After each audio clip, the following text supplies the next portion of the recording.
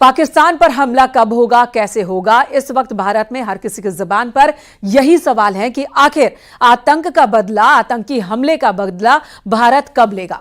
तो इस बारे में अभी सिर्फ भारत की सेना ही जानती है। पाकिस्तान इस वक्त बस यही सोच रहा है कि कैसे वो खुद को बचा सके, और इसके लिए उसने अपनी हर मोर्चे पर मुस्तैदी बढ़ा दी है। आपको वो सबसे खतरनाक हथियार दिखाते हैं जिससे बचने के विकल्प जनरल मुनीर के पास भी नहीं है।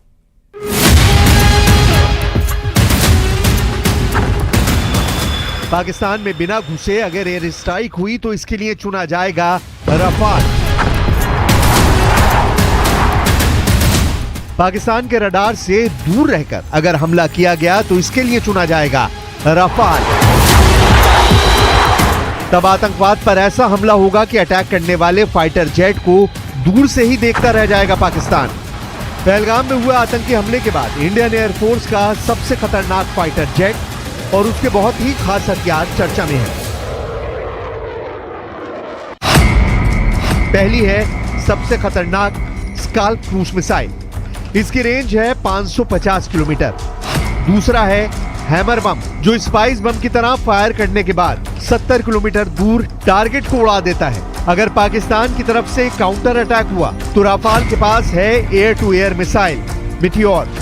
इसकी रेंज है 150 से 200 किलोमीटर। राफाल 1800 किलोमीटर की रेंज में जब ऑपरेट करता है तो ये तीनों हथियार उसे गेम चेंजर फाइटर जेट बना देते हैं।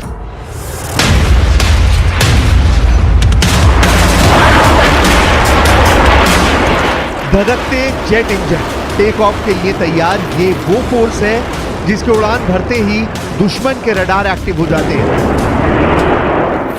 दुनिया की चौथे नंबर की एयरफोर्स है भारत, और इसके पास जो जहाज हैं उनका मुकाबला पाकिस्तान के पास बिल्कुल भी नहीं है। राफाल इसमें सबसे आधुनिक और सबसे खतरनाक फाइटर जेट है।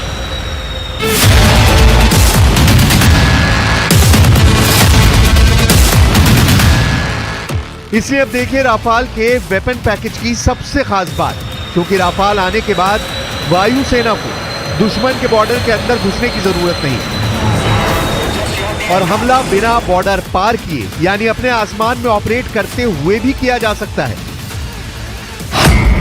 इसे ग्राफिक्स के जरिए समझिए। मसलन राफाल भारत के अंदर ही उड़ रहा है, वो बॉर्डर के करीब है, यानी पाकिस्तान की वायु सीमा से सुरक्षित दूरी बनाई हुई है।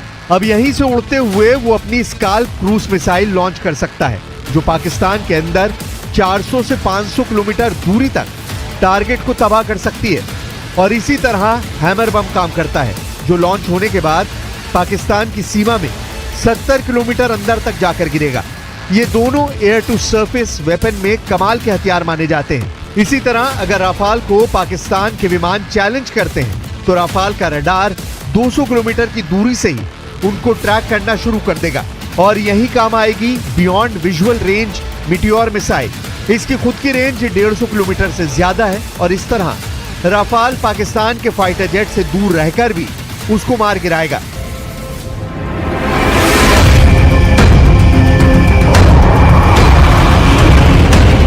अब भारत फ्रांस से राफाल एम यानी उसका मरीन वर्जन ले रहा है, यानी एयरक्राफ्ट कैरियर से ऑपरेट होने वाला विमान।